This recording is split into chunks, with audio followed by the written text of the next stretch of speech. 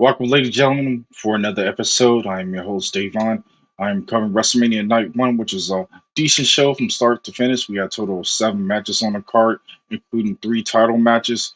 Couldn't ask for anything better, as this was pretty much a decent show. I'll give it a total of 3.5 out of 5 stars, but it was decent for what it was when it came to being a chilly night in Philadelphia, and you couldn't ask for anything better when it came to everything that pretty much broke down. The beginning of everything kicked off pretty smoothly as we ended up having Triple H being involved and welcome everybody to WrestleMania.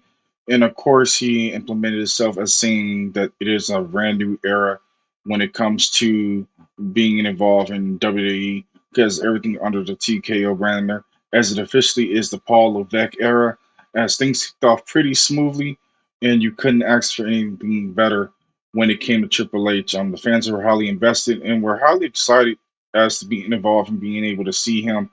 And of course, you got that nice, lovely pop and everything in between. And then pretty much they got things underway as they kick things off with the first match of the night. It was a women's WWE World Heavyweight Championship match. It ended up being Becky Lynch versus Rhea Ripley. As this match was pretty decent, a lot of twists and turns. Couldn't ask for anything better. Was a lot of back and forth, and this match was pretty decent. A lot of fans on the internet gave it basically a 7 out of 10 stars when it came to this direct match. But my own personal opinion, it was okay. It was a nice beginning match to basically kick off WrestleMania.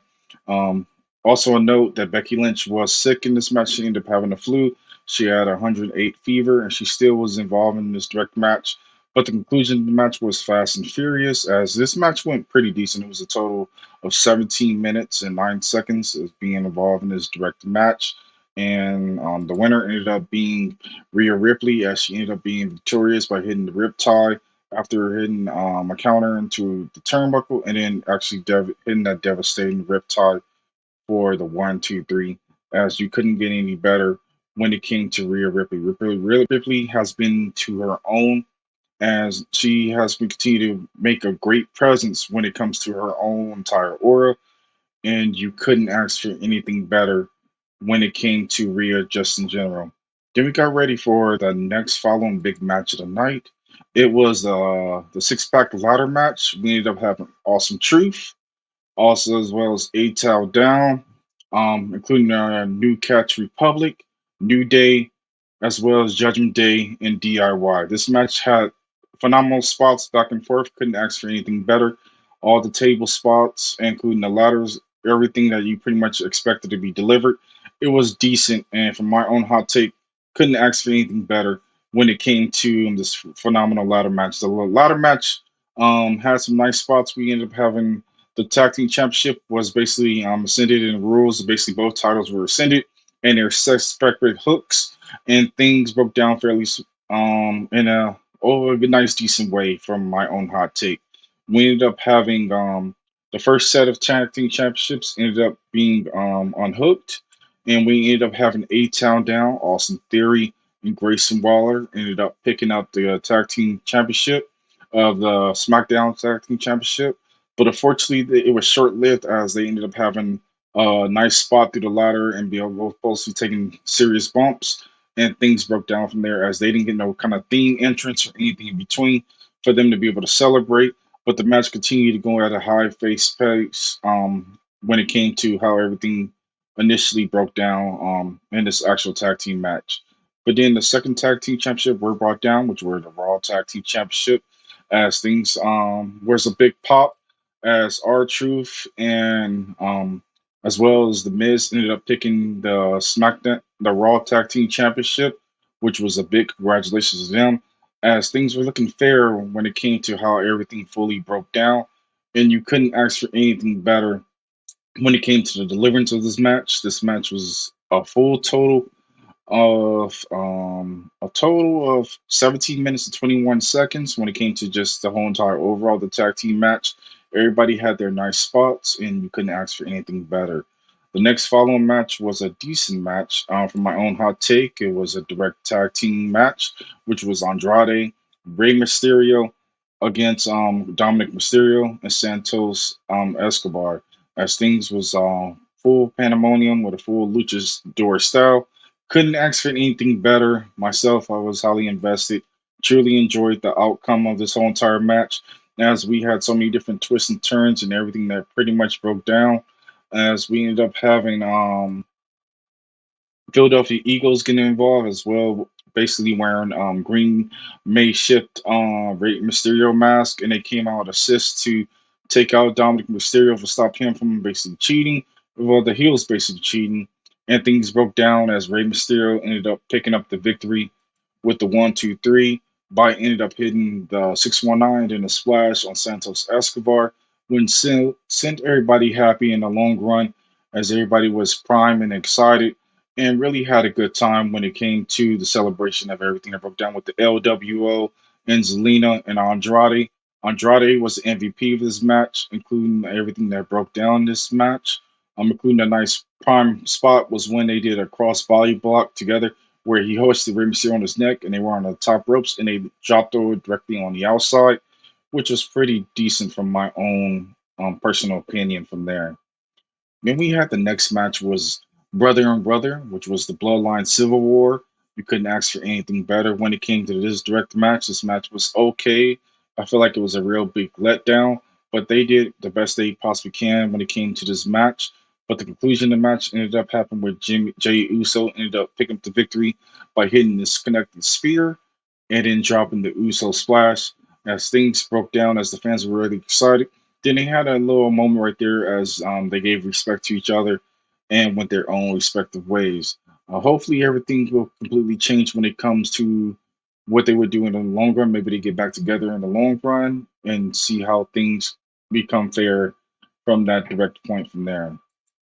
Then we end up having six women's match, which basically Jade Cargill, Naomi, and Bianca Belair versus Damage Control as the dominant faction, which was Jade Cargill, Naomi, and Bianca Belair ended up picking the victory.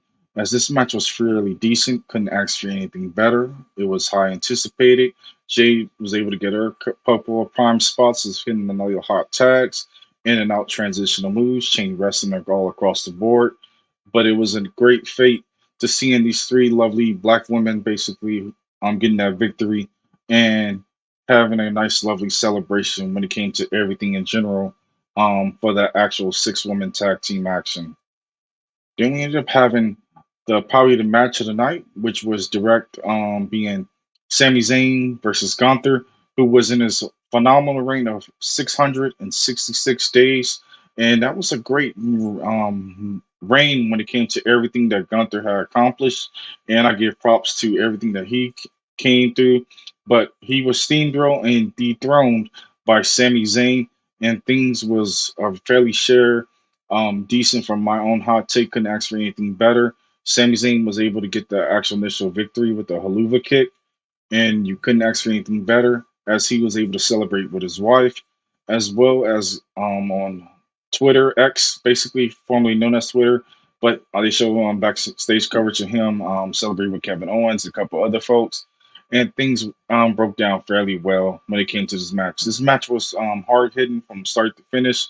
Also, I had a couple of buddies who were there in the arena, and they basically said that Gunther chops were so hard you could hear it all the way to the upper deck, and I believe them from their own perspective. But Gunther had a phenomenal run. I look forward to seeing where he goes, and hopefully he gets a new main event spot and get pushed into the upper cards now as being in the World Championship scene. So we shall see what happens from there. And then hopefully Sami Zayn has a decent run. Congratulations to Sami Zayn for picking up this hard victory and being able to do something that a lot of people haven't been able to do is pick apart and be able to defeat Gunther in a old fashioned way, but also he showed a lot of perseverance and everything between. Also, you got Chad Gable in the behind the scenes wondering if he's going to be jealous or he's going to end up attacking Sami Zayn or turning heel. We got so many twists and turns that can happen in this title reign, as it look like it's going to pick up in the most valuable way possible. Then we have the attendance record, which was broken down when it came to WrestleMania for the night. It was 72,543. It was a decent number. Of course, night two was looking to pick it up as well as a steamroll to get it at least over 100,000 people involved in the building. But night one was okay for my own hot take when it came to the tennis, but I felt like a lot of people was freezing, and they had a whole lot of issues as they were couldn't find a way to basically keep warm because it was very cold when it came to Saturday night, just in general. Then we had the main event card, which was tag team action. It was the Bloodlines members, The Rock and Roman Reigns, taking on Seth Rollins and Cody Rhodes, as this had a whole lot of stakes involved. As basically, if Cody Rhodes was able to win, he was able to have the match and Rhodes solo. But if the match concluded where the Bloodline win, then things were going to be bloodline rules when it came to anything goes, no holds bar, and things ended up being fair from my own personal opinion. From there in this direct match, I had a nice little prime spots, including a spot a couple of spots, a couple spears, everything in between, chain wrestling. Everybody was able to get their signatures in. But the conclusion of the match happened where the bloodline was just way too much when it came to everything that broke down. Roman Reigns was able to hit the spear, and then he was able to tag in the Rock, and the Rock set up the chain setup of his feet sequence signature moves by hitting the Rock bottom and the people's elbow, and was able to send that directly to victory as things broke down for in a big hottest way when it came to how everything broke down. WrestleMania was a phenomenal show. Couldn't ask for anything better. I look forward to seeing how things come into play when it comes to night two. But you know it's going to be a great show, and I look forward to seeing how things get into the wind of things. And I appreciate you guys coming through to show your love and support. Post your comments down below, like, comment, subscribe, and let's go ahead and get it to 100,000 subscribers until the next episode. Peace.